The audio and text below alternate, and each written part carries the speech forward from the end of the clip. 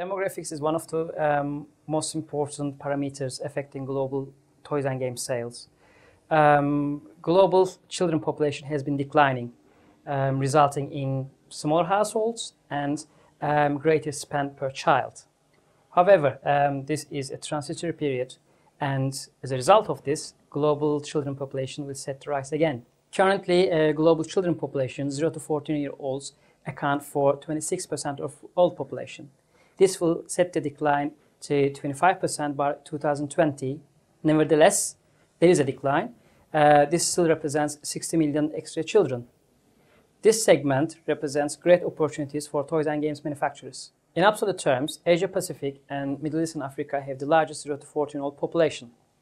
As might be expected, spend per child in these regions is quite low. However, in developed markets, there are fewer children, however, spend per child is quite high.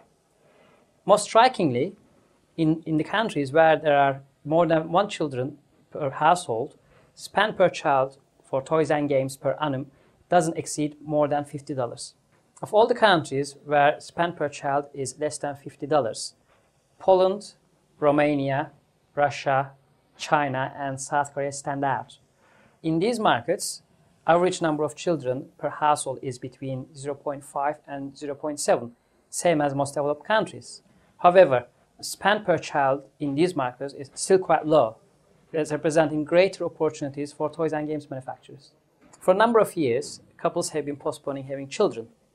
Overall, the higher the average age of women, the higher the spend per child for traditional toys and games. With the exception of USA, highest increase in the average age of women will occur in Eastern Europe by 2020, and as a result of this, more expensive toys could perform extremely well in this region. Education has been the traditional route to independence for many women, resulting in later marriage and postponed parenthood. This career building also means more money. In almost all countries where the average age of women is highest, spend per child on traditional toys and games exceeds $250 per annum. Working women tend to spend more on their children as a substitute for their lack of presence. Furthermore, working families have more money to spend on their children, and therefore they can afford more expensive toys such as video games.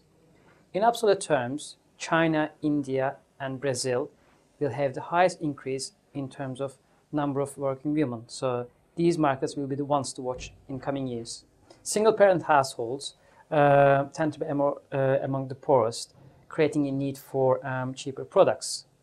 Pocket money category, low-priced, high-volume collectible items are likely to do well in these markets.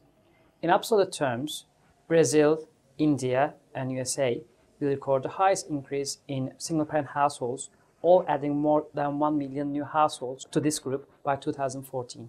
Despite the recession, toys and games is a promising industry. It is not recession-proof, but it is a rather resilient industry, and people will still spend money on their children. If they need to cut out their spending, first they will do that on themselves, and when it comes to their children, they will still find money to please them.